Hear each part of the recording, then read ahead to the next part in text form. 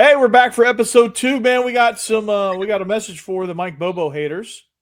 We got players creating bulletin board material, looking at you, Diego Pavia, and the world of 7-on-7. I got some thoughts on that, and I got some questions for you and for everybody. Let's get it. It's the regular guys. Audio Jungle. Audio Jungle.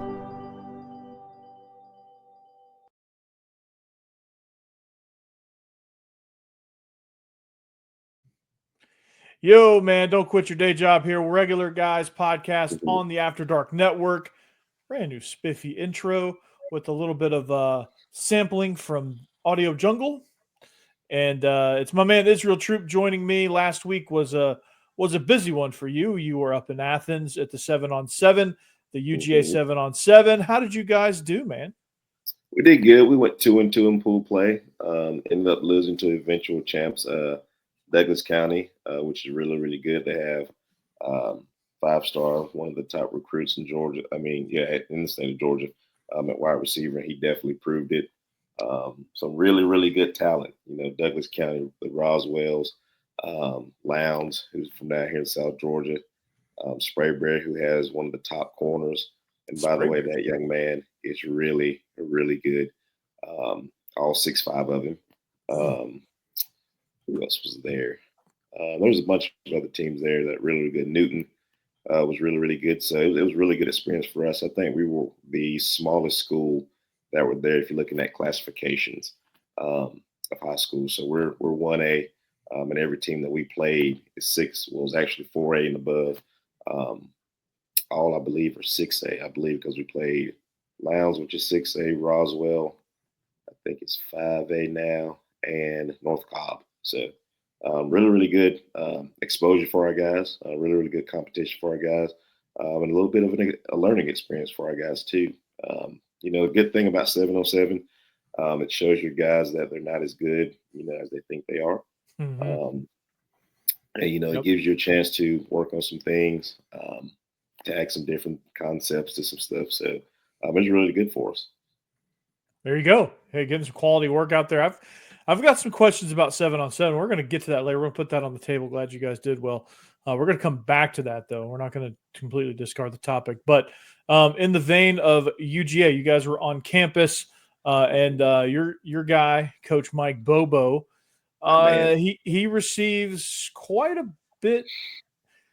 There's a steady dose. There's a steady flow of haterade on the topic of Mike Bobo. And it's – it should be known that the Georgia offense is breaking in a brand new quarterback this year, going to be Gunnar Stockton. Gunnar Stockton not getting any love in preseason quarterback rankings. He's in the bottom half, and in the bottom half of the bottom half of the quarterback rankings coming into the season. And I think there's some quarterbacks that clearly aren't as talented as Gunnar Stockton. I get that, they have more starts under their belt, whatever. But I think a lot of this honestly comes from the notion that Mike Bobo can't coordinate an offense. He's behind the times, all that stuff. But need I remind you, and you probably know this, but the rest of the world that's probably listening to this doesn't know this, is that Georgia was probably 8 plays away from having a truly elite offense. And when I say 8 plays away, most of those were drop passes. And some of those were dropped bombs that would have led to touchdowns. Dylan Bell takes one off the face mask against Notre Dame. That probably changes the course of that game if he makes that catch. Arian Smith against Alabama. Second play of the offensive series for Georgia. Carson Beck lays one out there. He drops it. Of course, Carson Beck, I think, missed a couple, and then there was a few other plays that I think if we hit that, it's a touchdown. So I think Mike Bobo, is he perfect? No. But I think he does have a good grasp on calling an offense. I think he's taken over for Todd Monken really, really well. And I just, all the complete hatred, Israel, I don't get it. I don't understand it either. And as most people know, and I'm very, very vocal about it, I'm a Bobo lover. He was my offensive coordinator when I was at Georgia. Got a chance to talk to him this weekend because that's my guy. Speaking of Coach Hartley, who was our GM when we were there, and Coach Lilly's back at UGA right now too. So I mean, it's really cool to see Coach Lilly. But back to Bobo, I think that people forget how many points that when he took over, we scored a game. You know what I mean? So, were there some games that got out of hand? Absolutely, simply because the other team recruits too. They might have a better plan than we do that game. There's such things as being outcoached every once in a while. There's such things as people having better Jimmys and Joes than you on that particular day. It's really hard to win in the SEC. But if you look back at the work that he's put in, I mean, it's there. We're one defensive play away from playing for it in 2012. We're one punt return away from playing for it again in 2011 against LSU. So, and that's 2 back-to-back SEC championship games where something happens and we lose. You know what I mean? So, if you're looking at offense, that's the biggest thing. I tell our quarterback all the time, whether we win or lose is going to be your fault. And as a coordinator, I know that very well. If we don't put up points, it's my fault. You know what I mean? So it's just one of those deals to where people have not looked at the body of work. You just look at certain games. Okay, we're looking at, well, this game we did this. Well, what about the games before that? Nobody talks about the games where we score 40-something points and defense gives up 45. You know what I mean? So that's a problem. And that's not a bash to anybody. That's not a bash to our defense or anything like that. I'm just talking from a coaching perspective, from a player perspective. You have to look at the totality of the whole thing, and most people don't do that. They just look at plays. Well, why we always run up the middle? Well, that's a different play. It looks the same. Yes, that's what to you it's supposed to look like that. It's supposed to look like the same play. That's actually a different play. You know what I mean? So people talk about, well, Monkey will make adjustments. Our offense right now is the same exact offense that was ran when Monkey was there. It's the same thing. Kirby's doing the same thing that Nick Saban did when he changed his coordinators. The offense doesn't change. The structure doesn't change. It's the tags or just certain things that the new offense coordinator brings in, but the actual playbook does not change. So it's the same exact plays. The Jimmys and Joes are different. These are the same people that said Stetson Bennett shouldn't be the quarterback. These same exact people that said this. And this man has 2 national championships. Look at the offensive line. Look at the offensive line when Monken was there. Look at the offensive line. Actually, just not last year because we were 1 game away last year. Let's look at just this year. Look at this year's line. Everybody was gone pretty much.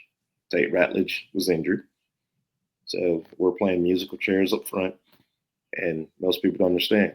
Without an offensive line, you can't do anything. Without those big boys in the trenches, those 5, no matter what offense you run, it ain't going to work. So people say, well, he calls too many screens. Well, a screen, everybody runs screens. Everybody will talk about explosives. Well, if we catch the ball, there's an explosive right there. Mm-hmm. You know what I mean? So there's a bunch of stuff that goes into people complaining that they don't look at. You want to look at numbers, that's great.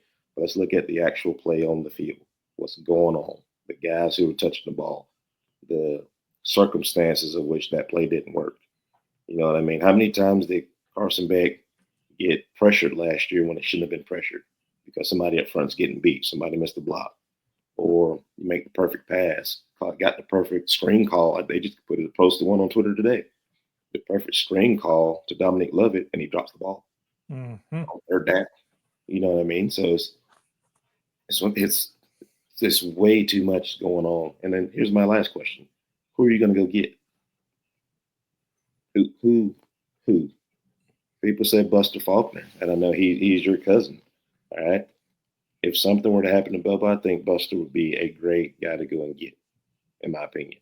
But he's not leaving Tech. I think if he's leaving Tech, it's going to be as a head coach. So outside of Buster, who are you going to go get?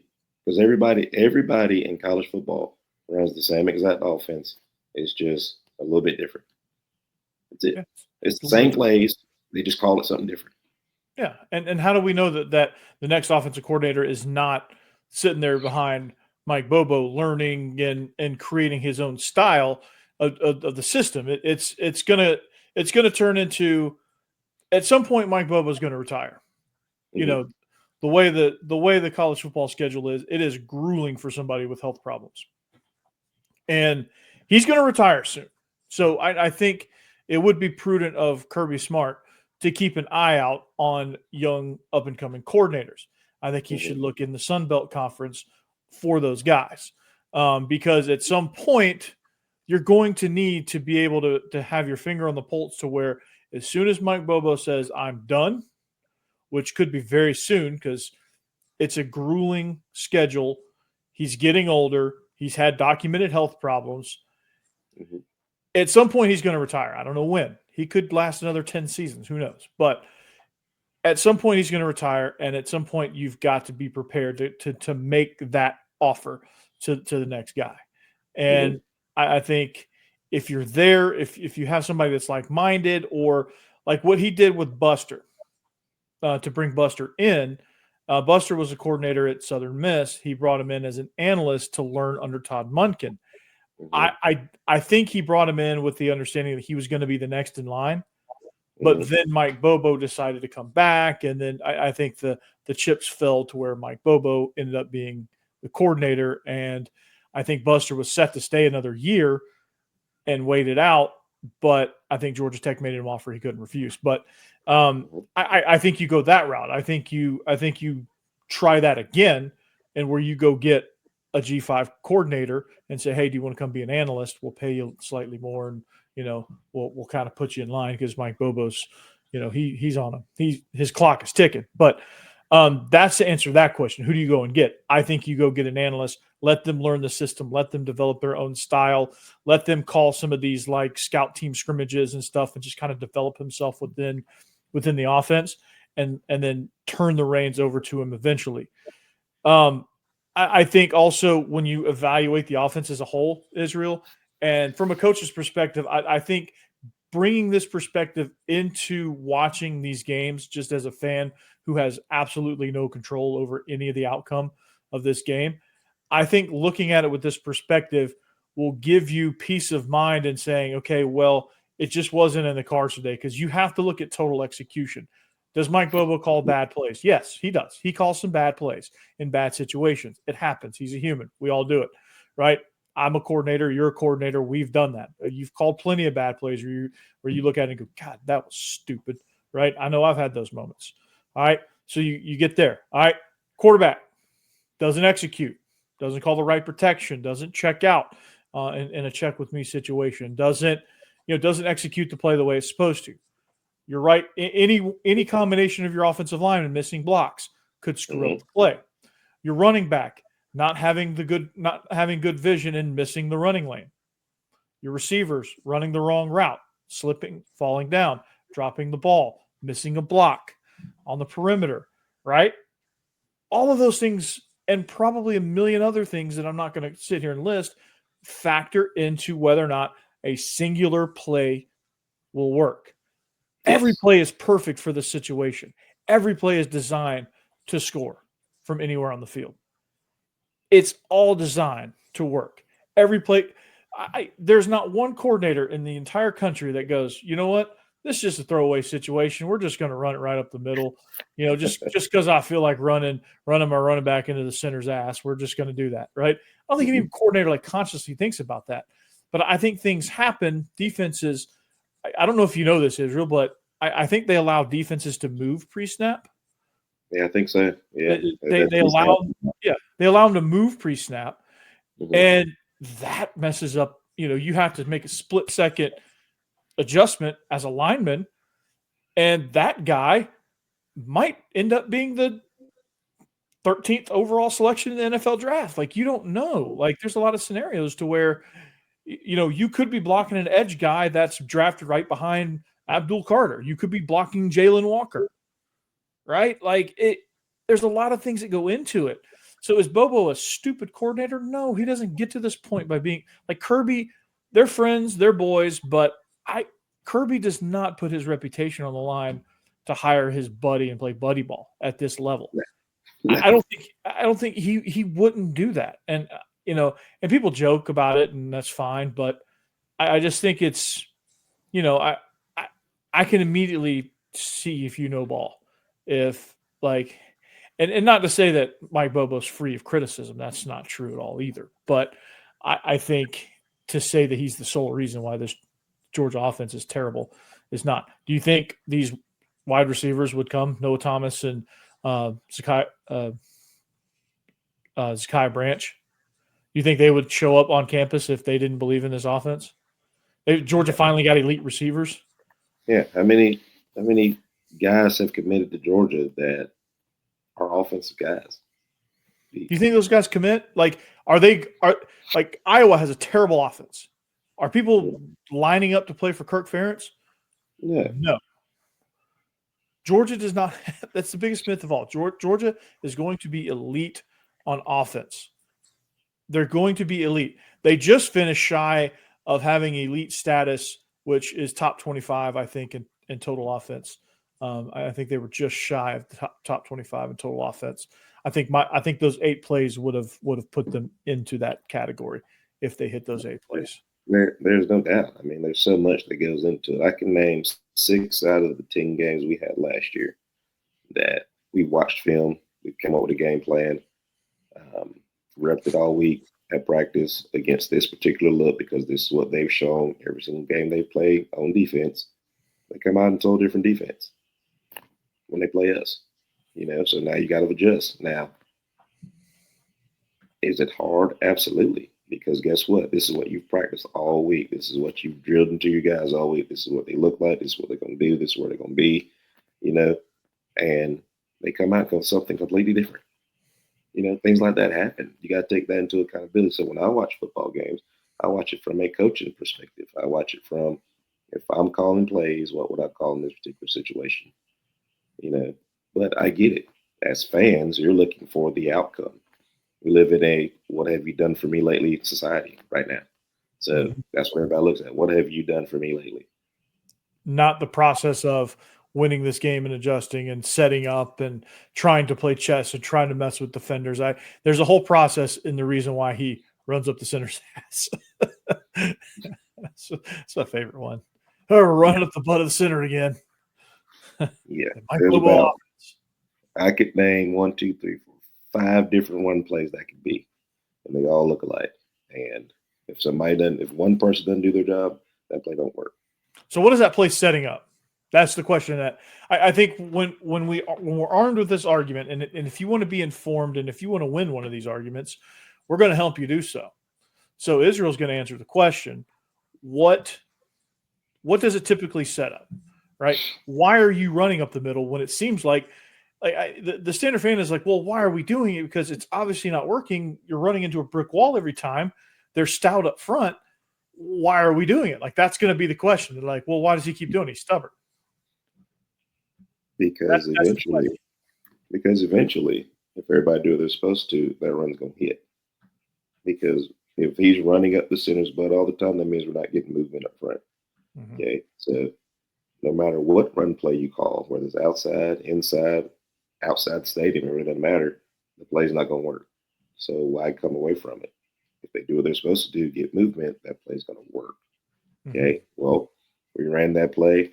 The receivers, let's just say my receiver beat the DB on a go ball. He just run him off. All right, well, now I'm setting up the RPO for the go ball. Well, this guy moved when we showed this action, so now I'm setting up a screen to come backside again. There's certain stuff that we're setting up, but to you, it looks like we just keep running the same play. Yeah. Oh, it's second long. Here comes the draw. And it's not a draw. Okay. Get that right. It's not a draw. Here comes the draw. Love that. Makes me so mad. It's not a draw play. Y'all even know what draw means? Like what the draw is? Ain't the draw where Mike Bobo runs it on second long? Isn't that what that is? God, it's not a draw play. That is not a draw play. Here comes draw. Here comes screen. We're going to go run up the center's butt, draw, screen, punt. That's Georgia's offense. Yeah, I love it. And sometimes, as a coordinator, when things ain't working, when all right, I know this, I know 100% fact. Every coordinator has about 10 plays that they know without a shadow of a doubt. they can get positive yardage on. When those 10 plays ain't working, you're literally sitting there trying to figure out what can we do to get some positive yardage. And some nights it's going to be like that. You know what I mean? Some nights, no matter what you do on defense, you just can't stop them. You know, you got to play people in the right spot. You know, it is what it is. That's the game of football. That's why we play it. That's why we coach it. You know, so, you know, as a coordinator, and Corey, you know just as well as I do, you're sitting there. I know these 10 plays right here. I know I can get positive yardage on. Mm-hmm. I can come But back guess to what? it. You're like, dang, these 10 plays ain't even damn working today. So, you know, you're sitting there trying to figure out, all right, how can we get positive yardage? You know, and that's a tale in itself, trying to figure it out. Yeah, and that I guarantee you that happened at Ole Miss. He was just staring at his play sheet, and it turned blank, Mhm. and none was working at Ole Miss. But here's a follow up question I have for you. Okay, and this is not more of a this is more along the lines of like, you know, just kind of an opinion thing of like I can tell by watching it. Now you could probably tell as well, but like I can tell by watching that when he is reading his play sheet versus when he's calling the game. Like I can tell that. Mhm. And it seems like when he's reading his play sheet, I think he loses flow of the game a little bit. You Mhm. know, if you had to tell me, hey, give me a criticism, Mike Bobo, that's what I would say. It just looks like sometimes he gets to reading his play sheet too much, and I think he's got great instincts. I don't think he goes to him enough. Like I think if he developed himself into calling games instead of reading the games, I I think this offense could really ignite. I What are your think you thoughts? just, I think you kind of get stuck. You know, you know when they pan the camera to the press box and stuff. I remember watching Munkin do it too. You know, when you're struggling, you're trying to find something on that sheet that that's good. You know what I mean? So I think that's what you see too, because I see it sometimes too. I'm like, all right, he's trying to find something to where we can get some positive yardage on. And every coordinator does that. When you're in the flow of the game and it feels good, you can look at that call sheet and when it's going good, you can look at that call sheet and know exactly where everything's at. You know, even if you don't, you know exactly what this play is, what this play is when you're looking at the call sheet. When it's going bad, you're looking for that one play, you can't find it, and you're just sitting there trying to search for it. You know Yeah, what I mean? So, and I think last year showed a lot of that.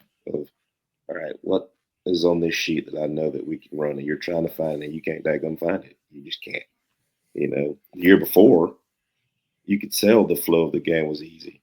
You could tell that everything moved and everything shook like it was supposed to.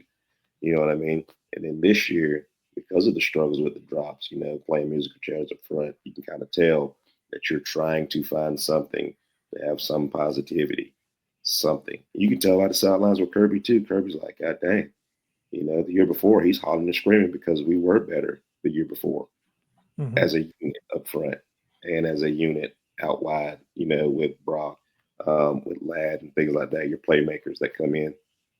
So when you see Kirby on the sideline and we're coming off on offense on third down and he's calm, it's because the head coach sees it as well. People don't pay attention to that stuff. How many times did Kirby lose his you know what last year? Not very often when the offense is on the field.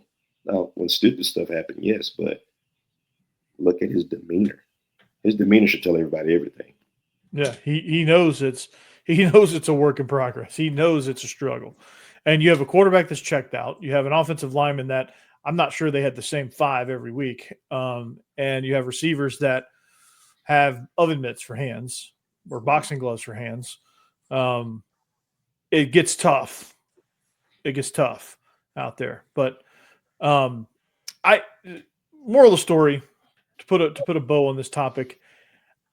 I think Georgia's going to be elite this year offensively, and it's going to be a special year. It's going to be phenomenal. I think Branch, Thomas, Frazier.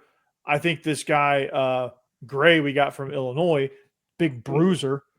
I think he's going to. I mean, that guy's going to be a nightmare to deal with Mhm. as a defense. Like that guy is going. I think it's Joel Gray. I can't remember his first name. I think it. something gray. I'll come back to that, but there you go. There you have it. I I think just want to say these two. We messed around and win the Natty this year, win the SEC, make a deep run in the playoff, and because all the stars have to line for you to win that championship. I don't know if y'all know that or not, but it does. And we win the national championship. I want all of you that have so much to say to tell me how you feel after that. I'm going to be nice. I really am. I'm going to be nice. And congratulations to my boys. And I'm going to keep supporting them like I am. You know, it's people who sit behind the desk every day, who never step foot on the field, and who never, bled, shed tears. That camaraderie that you've had in the locker room are the ones that have the biggest voice in everything that we did. Look at Stephen A. Stephen A. ain't played it down in his life, but had so much to say. So people like, I can do analytics. I study the game. Yeah, you study the game, but you haven't been in those shoes. You don't know what it's like. How many people can go up there in front of 90,000+ people and just call plays? Some of y'all can't even win at Madden. I think you can go and call plays. So everybody just needs to calm down. I'm still going to support my boys. I'm still going to give, flowers where they're supposed to be, and I'm going to say what I got to say, because those are my guys.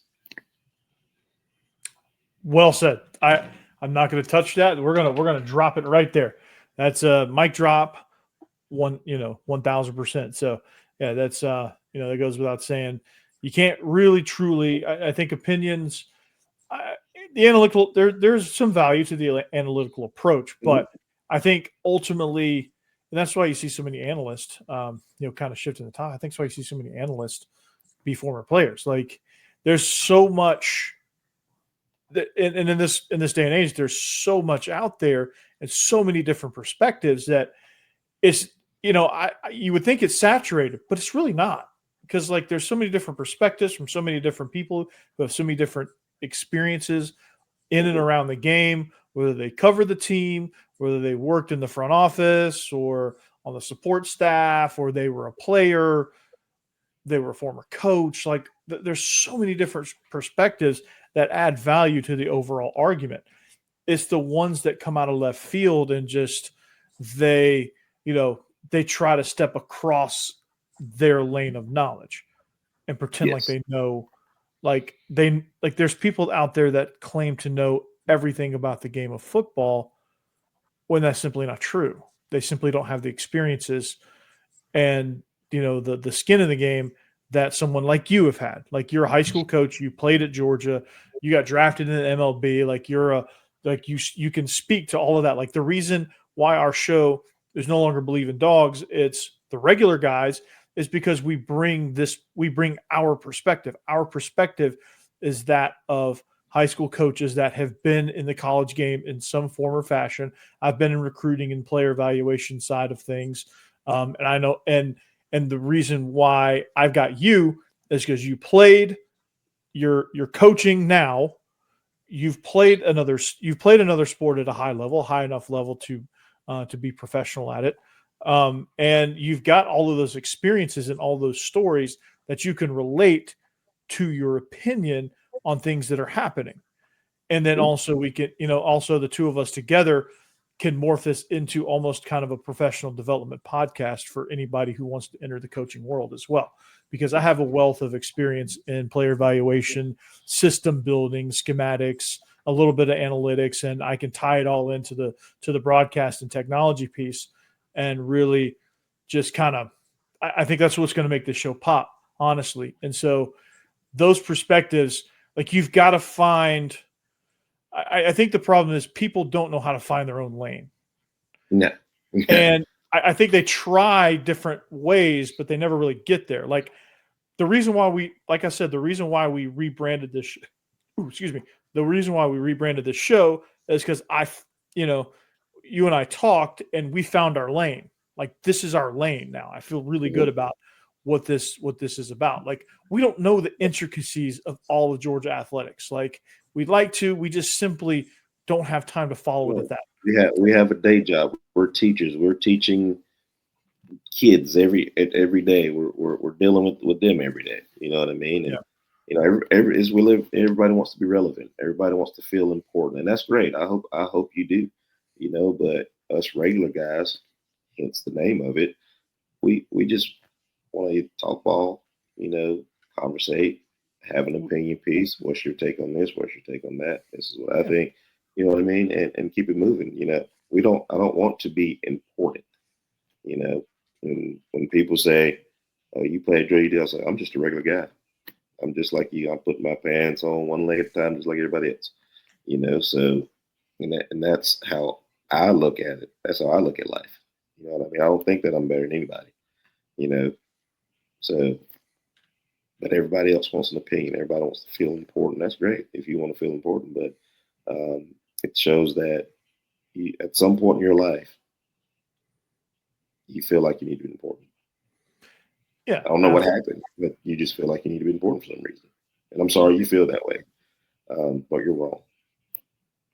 I love it. And everybody's entitled to their opinion. I get that. But Everybody's like, yeah, and I'm up for everybody's opinion. I want you to have your opinion, but make sure your opinion actually it makes sense and you can take criticism back if I throw this at you.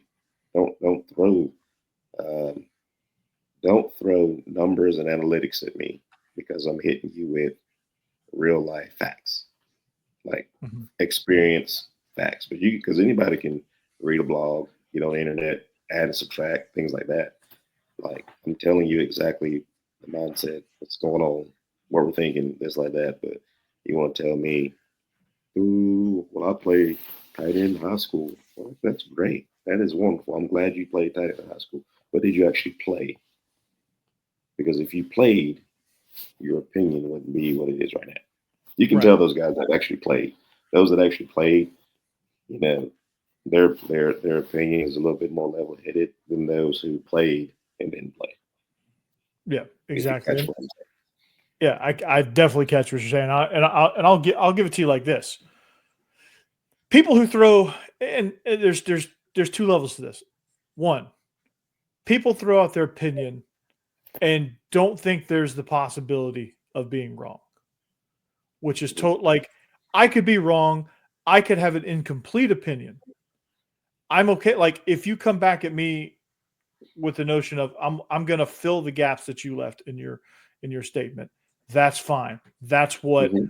That's what conversation is. It's hey, here's my part, and then you say your part, and then we kind of come to a consensus. And that's how a Absolutely. positive, good conversation is supposed to go. So that Then being we can agree to disagree if we need to. yeah, or like, hey, I think, and then that leads to the second part. Analytics, stats, numbers, they tell a story, but they don't tell the whole story.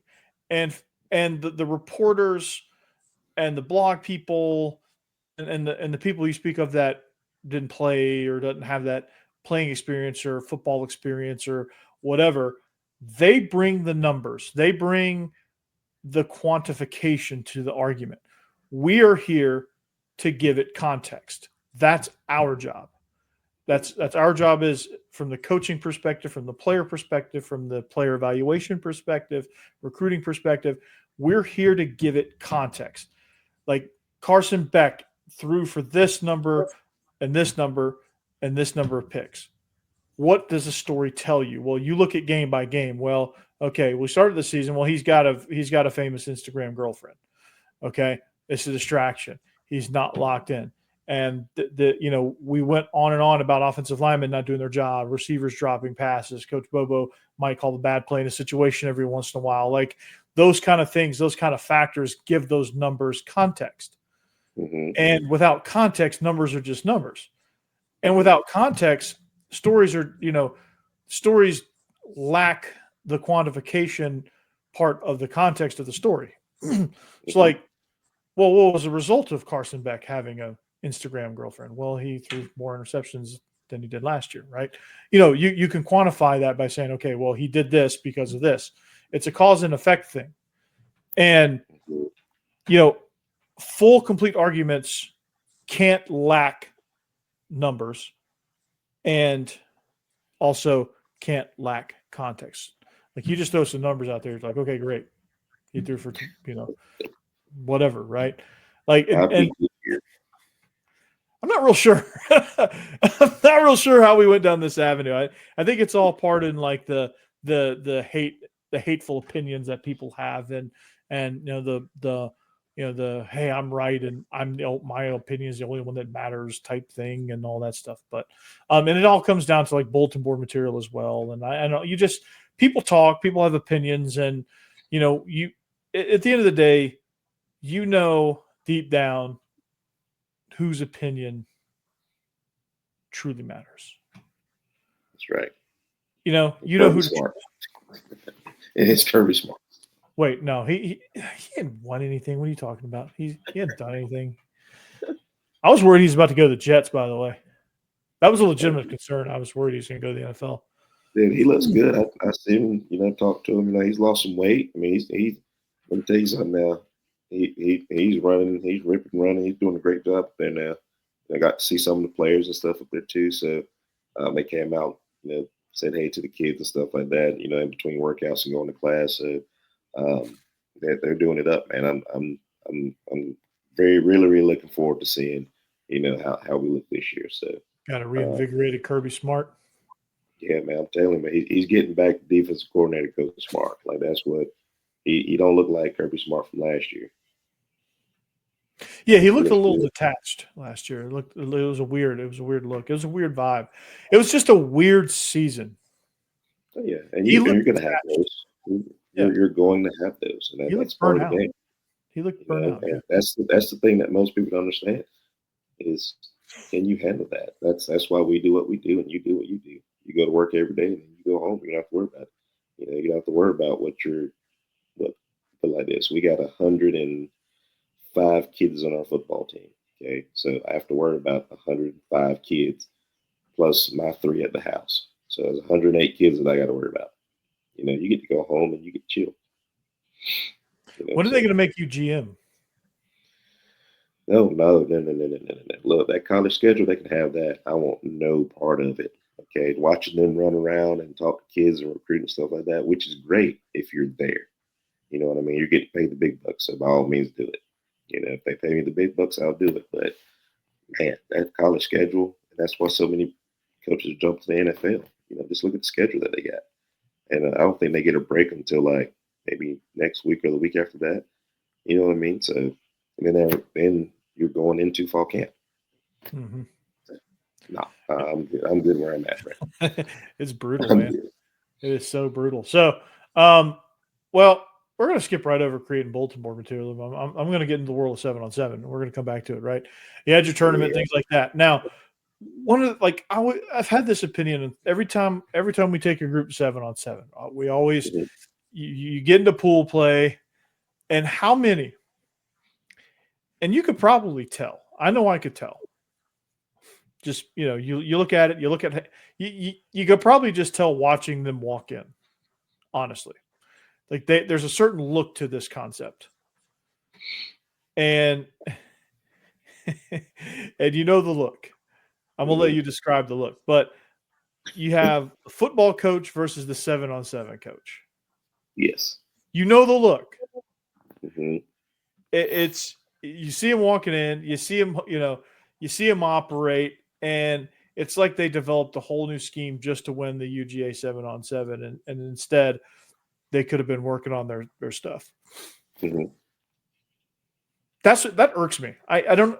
It shouldn't bother me that much, but it just strangely, it burns me inside. Like it just eats me. It just eats me up. I'm like, what are you doing? These poor kids. I want to go recruit your kids. Like these kids are not going to gain anything from this man, 2-man under where your linebackers are sprinting at the snap of the ball 18 yards deep. They're covering deep posts, and it's just like, what are you doing? We everybody knows those coaches. If you're a part of coaching the coaching world, those coaches. You see it on social media. You know what I mean? The biggest thing that I love about what Cam Newton does with C1N is the fact that he's not only teaching those guys football, but he's also running football plays. He's running things that he did with the Panthers. He's running things that he did with New England. So he's actually coaching football. He's being a football coach, from a player perspective. You know what I mean? So when we go to 7-on-7s, we run our offense. One, because that's the smartest thing to do. And two, it helps your quarterback because linebackers are dropping 18 yards off. There's no run threat. They're not playing the run and things like that. So he's going to have to find zones and holes and things like that. The receivers are going to have to work against man coverage, 2-man type situations. Nobody's going to do that on Friday night. Name a team that plays 2-man on a Friday night. We're going to run the ball all night. I just got to do run verts. It's real simple. You know what I mean? So it's just one of those things to where 7-on-7 is great. 7-on-7 is great for timing, reps for your receivers, catching the football, building continuity from receivers and quarterbacks and things like that. That's what it's for. But if you're placing stock in 7-on-7, then you're in a world of hurt because you play with 11 players. You have to have those guys in the trenches to win football games, not just throwing the ball everywhere and you got automatically 4 seconds. A lot of times you only got 2 to get the ball off. Yeah, for sure. You know what I mean? So nobody throws the ball 100% of the game. There are some run plays that are in there. Yeah. So can your backers, fill the gaps? Can your backers, make a tackle? Can your secondary make a tackle? It's a bunch of those stuff. So if you're placing stock in 7-on-7, it's great to win. Don't get me wrong. We won my shirt right now. We won one in Atlanta. You know what I mean? So it's great to win, but if anybody's thinking about doing 7-on-7, I would say run what you're going to run on Friday nights. Mm-hmm. Offensively and defensively, like your best pass concepts, run your defense. Now, there's a team up here. You probably heard of them now. It's Lipscomb Academy. And this is before they were Lipscomb Academy. This is when they were, I think they were coming off of a 2-10 season, and they were just dreadful. But they could have come into the Tennessee Titans 7-on-7 event and just scripted and did things just to win that tournament or do well in that tournament. But they didn't. They ran their stuff. They weren't very good, but they ran their stuff. They competed. They developed timing, and I think they ended up having a decent season that year. Mm-hmm. I think we ended up in the semifinals that year. My team did. We definitely shouldn't have. We beat teams that one state that year. Yeah, it was crazy. And that's going to happen in 7-on-7. Everybody gets all hyped for 7-on-7. Yeah, line it up. Line up, 11-on-11. Let's see what happens. And I know I was like, there's no chance we would beat this team in 11-on-11. They would destroy us. But it was fun to beat them in 7-on-7 environment. They were. You see, everybody has a playbook for 7-on-7, which is great. My playbook is our 1 and 2 point plays. If we score a touchdown, or what we would run for 1 and 2 point games on 2 point plays on Friday night. Mm-hmm. Ain't nothing special about it. This is stuff that we would run on Friday night. So 7-on-7 is great. I think the antics and things have gotten out of hand with 7-on-7. When they're away from their school, you see it on social media and things like that. I hate that that's highlighted because that's not. I think that just takes away from the fun of 7-on-7. I think there is a line of healthy trash talking versus versus total just awful. Yeah. And I always tell the coaches, I said, don't give me my player back worse than how I gave him to you. So don't send me back. As soon as he starts doing stuff that we don't do, then I know he got it from you. I know that you let him do it because he doesn't do that when he's around me. Don't send him back worse than what I sent him to you. Exactly. And that's so frustrating. That's so frustrating to see because it's, there's so many good kids. They come back with this inflated ego because they were on the elite 7-on-7 seat, silver team. And, it really just kind of means not a whole lot. And, that seems to be all they want to talk about, all they want to be focused on. And it's not productive. Their attitude is not productive. And, if there was a healthy way to kind of convey all that, if there's a healthy way to experience playing on, TN Elite or, Georgia, whatever. But I don't know the team names. I'm going to butcher that, but these kids come back and you're just like, who are you? Like, you're no longer a leader. You're just like, well, I did this 7-on-7, or, I saw a kid get into a shouting match with a coach because, like, the coach didn't run, like, he was mad because the coach wouldn't run, this empty formation concept that he ran in 7-on-7. And you're like, do you realize we can't block and throw that? Yeah, bro. Do you realize we don't have a line to protect the quarterback, so you can go run that route if you want to. You're going to get the ball 0 times because our quarterback cannot get it to you. Yes. It's like, I had a kid come at halftime of a game, and we're getting the hell beat out of us. And, our starting quarterback has one ankle and, a bum elbow. And then the other one is he's got a bum shoulder. So we really have nobody playing quarterback. We just got 2 shells of people that are out there taking reps. And luckily we got mercy ruled and running clock in the second half, and it was over pretty quickly. But this kid comes up to me at halftime, taps me on the shoulder. He goes, Coach, I think we need to run some sluggos this half. And I'm like, I look at him, I go first of all, I go first of all, when the hell have we ever run a sluggo? Okay. Second of all, who in the world do you think is going to throw you that ball? Like, what have you seen that gives you confidence that ball is going to come to you accurately if you run a sluggo?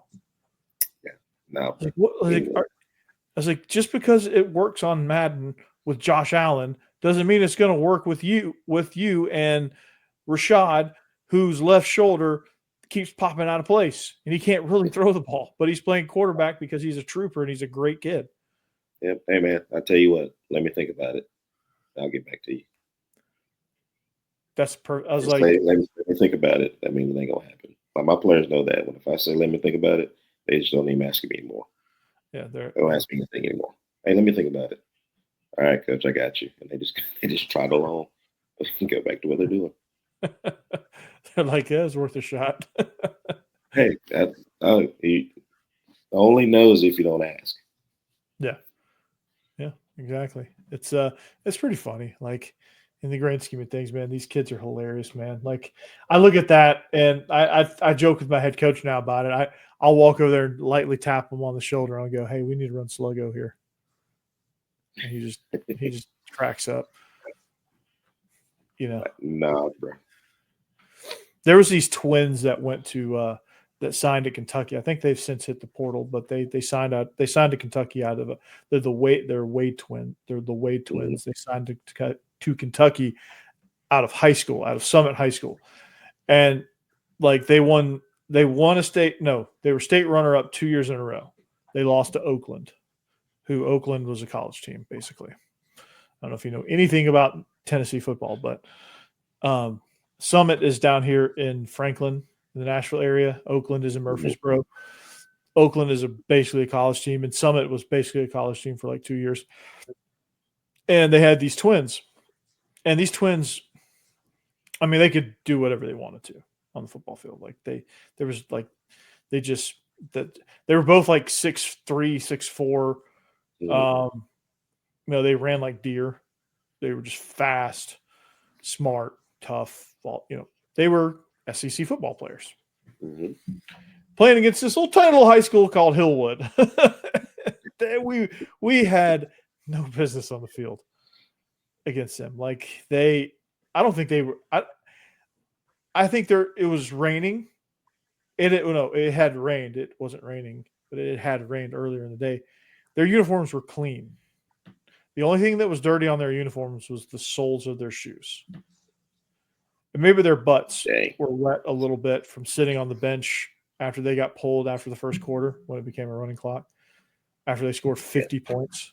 It's a tough day at the office right there. I mean, it was Tough day at the office. And it was one of those days where, like, I'm not even mad. Like, this is we're so outmatched here. Like, it's just you can't do anything. You know, it's like I can't even get mad at these Yeah, you're kids. just praying that nobody gets hurt. Yeah, I'm just like, But okay, let's just be careful out there, guys. yeah, it's just okay. Let's just get out of here. Like, we have no shot. We have no chance whatsoever. Like at halftime, you're just like, go out there, just play as hard as you can, just do what you can. You know, we had nothing. We had nothing to say at halftime, and we were just like, what do you do against that team? You know, it's like, what do you do? Like, it is what it is, guys. Just be careful. Just be careful. Yeah, I forget the other one's name, but the quarterback his name was Destin Wade, and that guy was incredible. And I mean, obviously, he proved it. It's impressive when you see kids like that. Speaking of things like that, the one thing that grinds my gears, okay? Well, there's a couple of things, you know, when men don't lift the toilet seat, that's one. Number two, when people don't put their shopping carts up, that's number two. And number three, high school kids that do not watch the sport they play. It baffles. It bothers me so much. Me and Tatum's my son. He's 4 years old. We literally have watched every single game in Omaha. He loves baseball, so we watch every single game because he loves. He's in here practicing his swing as long when the pitcher's going. Like, that's things that he's doing right now as a 4-year-old. Am I telling him to do it? No, but he does it on his own. You know? And I don't know if it's because I'm a coach and he's around it, which has a lot to do with it. Yeah, but it just baffles me that kids don't watch the sport they play. They watch the highlights and for swag and stuff like that. You're like, hey, I've seen so and so do this past weekend, so I'm gonna do it too. You know, but you study the game. You know, I've studied, you know, one of the best athletes I remember watching was Peter Ward. You know, Peter Ward came out during my time. Yeah, he was insane. So Peter Ward came in, you know, we watched like Howard Ford and, you know, Champ Bailey's from down here with us, you know, and things like that. So I grew up watching those guys, Dion, Michael Irvin. You know, Emmett Smith, Thomas. Yeah, the Dirty Bird, you know, watching Jamal Anderson, you know, Chris Chandler, you know, just those guys, watching those guys play football. You know, and Ryan Leaf, I mean, you know, elite players. They don't watch the game. They don't study the game. They don't study their position. And it just, I asked my kids the other day, I said, do y'all watch football? No, sir. Played on Madden. I said, next time I ask that question, just don't answer it. Just don't answer it. Just say yeah to make me feel better. It's like, how do you not watch the game that you play? How are you not a fan? Like, you put your body on the line for this sport and you don't even watch it for your entertainment? You don't watch it to study? Like, what, you know, I would watch games even if I'd be like, hey, I want to watch a game. I want to see this. I want to see this offense coordinator. I want to see this offense work. Like, I would watch Washington State games years ago to see how, or Mississippi State games to see how Mike Beach ran. You know, I spent 2 years in the Paul Johnson scheme as a coach. I watched a lot of Georgia Tech because I needed to study how they did things. You know how many plays in my playbook I got just from watching just football? It's like, ooh, I like that. Yeah, I'm stealing that. And then Dan Casey would post it later and be like, thank God he posted all the angles and the explanations. Makes it easy for me to go grab. Absolutely. You know, and that's us as coaches, and we watch it. But you want to post on Twitter, you want to do things like that, but you won't watch the game. You won't study the game that you claim to love to play. Yeah. Absolutely. Bob, that's one thing I know I want to talk about. Just, even if I didn't coach, that bothers me as just a person that you don't watch the game that you play. I got one now, based on my summer job. And this goes with athletics too. You have the kids that they completely act a fool in the school building, right?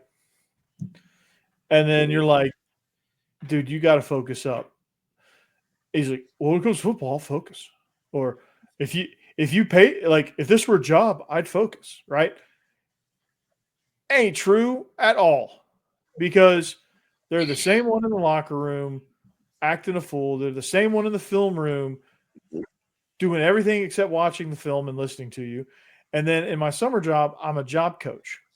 I'm an employment coach. So I mentor 16 to 19-year-old kids in real life internships. Like, these are real deal internships where they're going to make real contacts. And they treat it the same way they treat school. It don't matter what you say. It doesn't matter what you tell me. I'm going to do what I want, when I want, how I want. And it doesn't matter what you or anyone else says. They don't treat it any differently. And you can tell the ones that treat school seriously.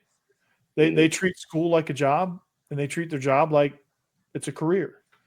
You can tell, like, in my cohort, in my group of kids, I had to let one go because he did every wrong thing you could do in an employee handbook in 1 week. Every single wrong thing you can do. Just imagine any wrong thing you can do working at Adventure Science Center doing kids camps. Just think about, like,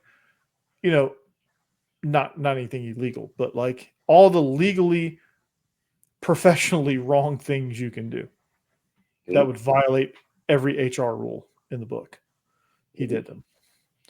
Left early, showed up late, all every day, cursed in front of the kids. Probably on the phone. On the phone. He was shooting a shot with every female intern and counselor.